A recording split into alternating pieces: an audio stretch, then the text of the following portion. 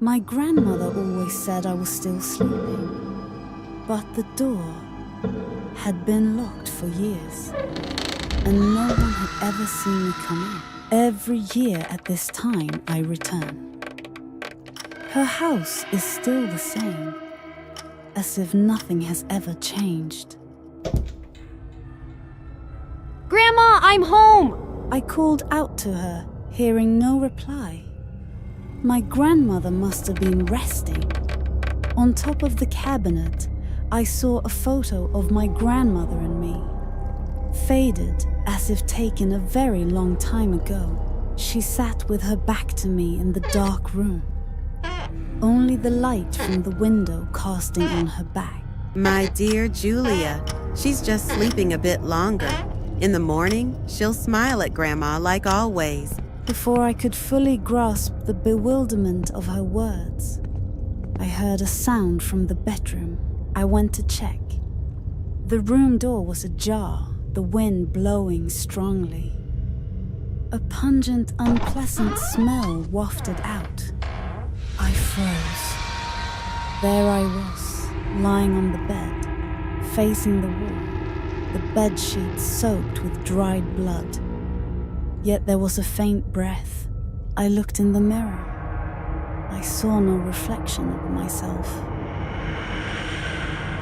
The corpse slowly turned its head. A cloudy white eyelid slowly opened, staring directly at me. I was speechless. On the wall, a trail of bloody handprints stretched from the door to the bed. Memories flooded back. The anger in my grandmother's eyes. My fall in the hallway. Hot blood ran down my hands. I struggled, but she only mumbled nonsensical words. No, I'm not dead. I can't be dead. From downstairs, I heard my grandmother's voice. Are you still sleeping, dear? Grandma will make you something delicious. I was stunned. So, my grandmother had never realized I was dead. Perhaps after that incident, she had become severely confused. The doorbell rang. Surprised, I stood in the hallway, looking towards the entrance. I gasped when I saw myself, dressed in identical clothes, walking into the house. Then I saw time, flowing backward. Everything rewound like a broken tape. My room door closed again. The smell of blood vanished. The air was silent as a tomb. Everything will start again, as before, as if it had never stopped. On her birthday night, Laura woke up with a strange wooden comb in her hand and a clump of hair that no one knew about on her pillow. Laura had just turned 18, and in her bedroom, on her bed, were birthday presents from her friends. On that special day, she received a mysterious gift. A beautiful wooden comb with no note or sender's name. Laura was immediately drawn to the comb. That night before going to bed, Laura happily tried out the comb she had been given to comb her hair. She didn't notice a few strands of hair falling on her shoulders and the floor. But then, Laura began to feel someone standing behind her. The comb seemed to slide smoothly through her hair, as if covered with an invisible layer of oil. But it felt too cold. More and more hair fell out, and terror gradually engulfed her. She heard a cold breath right at the back of her neck. More and more hair fell out, and terror gradually engulfed her. Laura tried to put the comb down, but the invisible hands pulled the comb back. Something was brushing her hair, slowly, steadily. Her hands no longer moved of their own volition. The face in the mirror had transformed into a girl with long black hair. It was Evelyn, the girl Laura had once made fun of because she had bad hair.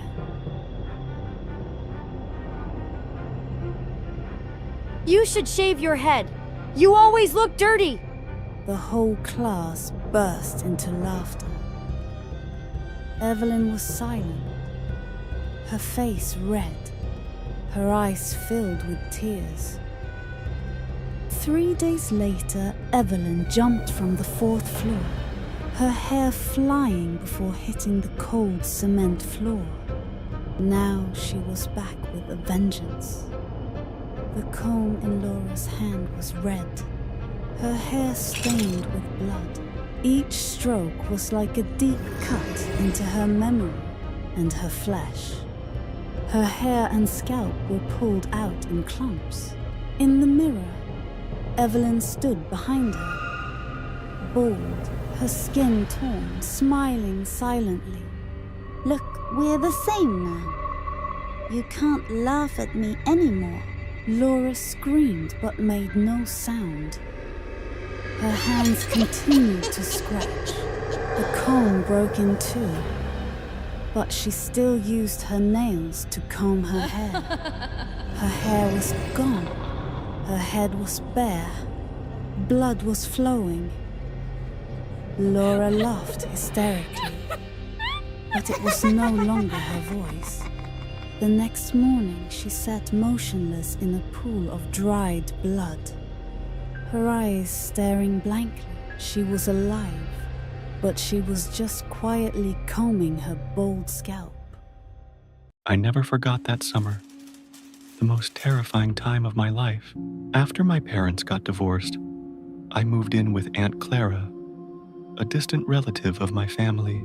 Her house was eerily quiet, with curtains always drawn shut, whether it was day or night. That night, while I was sleeping, I heard a piano melody echoing through the silence. The haunting, sorrowful notes sounded like a choked sob in the night. When I went out to check, the sound abruptly stopped. The next morning, I asked Aunt Clara about it, but she said I had only been dreaming. But through Aunt Clara's evasive gaze, I knew she was lying. I felt that someone was inside, and I wanted to know who it was. That night, I didn't sleep, my eyes fixed on the door of my room. At exactly midnight, the piano music started again, louder than ever. I left my room and slowly approached the door across the hallway. As I drew near, the door creaked open. Bit by bit, I felt as if an invisible force was guiding my legs, pulling me into the room. It was a dark bedroom, dimly lit by the pale moonlight spilling through the window. Beside the bed stood an old, dusty piano. The most terrifying part was that the keys were moving on their own, though no one was sitting there. Suddenly, I saw a girl in a worn white dress standing near the window. Her long hair covered her face, revealing only a twisted, pale smile. Come play with me. In an instant, my whole body was yanked toward the piano. As my fingers touched the keys, fragmented memories flooded my mind. A girl in a white dress, sitting at the piano on a grand stage. She played with all her passion, her hands gliding gently over the keys. Suddenly, the ceiling light crashed down right where she sat. I screamed in fear, but no sound came out of my throat. Jack, why did you come in here? That was when I snapped back to reality. Aunt Clara stood beside me, her face pale with fear. Afterward, I tried to calm down and told her everything. Upon hearing it, Aunt Clara broke into sobs. It turned out that the room across from mine had belonged to Emily, her daughter. Emily had loved playing the piano, but an accident that year left her unable to play ever again. Unable to accept the truth, Emily took her own life in that very room.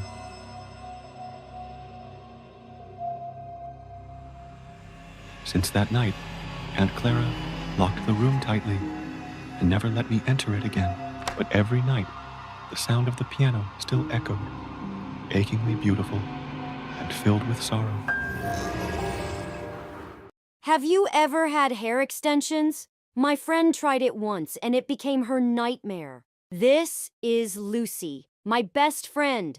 Since that incident, she never dared to grow her hair long again. The story began when we were in our sophomore year of university. One day, Lucy and I were walking down the street when we were drawn to a small hair salon. The atmosphere inside gave me an inexplicable sense of gloom. The walls were adorned with photos of many girls sporting different hairstyles. My eyes stopped on a picture of a girl with unevenly chopped short hair, smiling at me.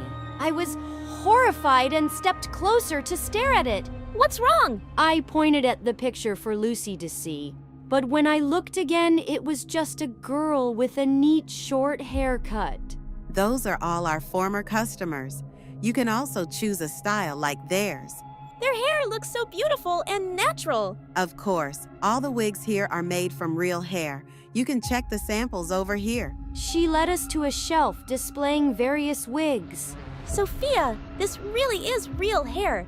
It feels completely different from the ones in other salons. She carefully browsed through the options before deciding on a long, silky wig. As I touched the wig Lucy had chosen, I suddenly felt a chill run down my spine. A faint yet distinct smell of blood mixed with perfume wafted into my nose. I was about to warn Lucy, but the salon owner quickly ushered her into a chair to begin the extension process. That night, after getting the extensions, Lucy started having strange dreams. In her dreams, she saw many people standing at the foot of her bed, repeatedly whispering. Suddenly, a girl rushed toward her, holding a pair of scissors and frantically cutting Lucy's hair.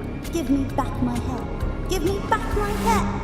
The nightmares kept repeating, leaving Lucy increasingly terrified. Many nights, she felt as if someone was yanking her hair from behind, even though she was alone. One day, I visited Lucy's place and found her sitting in front of the mirror, brushing her hair repeatedly. With every stroke of the brush, strands of hair kept falling onto the floor. Lucy, why is your hair falling out so much? It's not. I feel like I have even more hair now. Look at the floor! Only then did Lucy panic. She ran her fingers through her hair and a large chunk fell out, tangling in her hand. She turned to the mirror, horrified to see her hair in uneven patches, some short, some long. A chill ran down my spine. I couldn't believe what I was seeing. The next morning, we rushed back to the salon to have the extensions removed. But when we arrived, we were stunned. The place was crowded with people, gathered to witness something shocking. Excuse me, what's going on here? I heard the owner of the salon kidnapped people, cut their hair to sell, and then killed them. At that moment, the police escorted the salon owner out of the shop. She flinched slightly when she saw us, then quickly averted her gaze. As the crowd gradually dispersed, I looked into the shop and was horrified to see my own picture hanging on the wall. But the photo had been altered. Someone had deliberately changed Lucy's face. Lucy, when did you take this picture? I never took any photos here. After that day, Lucy's behavior changed drastically. She would sit blankly in front of the mirror, then suddenly grab a pair of scissors and frantically chop off her own hair. Lucy now looked exactly like the shadowy figures she had described from her nightmares. From that moment on, I never saw her grow her hair long again. Though many years have passed, whenever we talk about it, we can't help but shudder.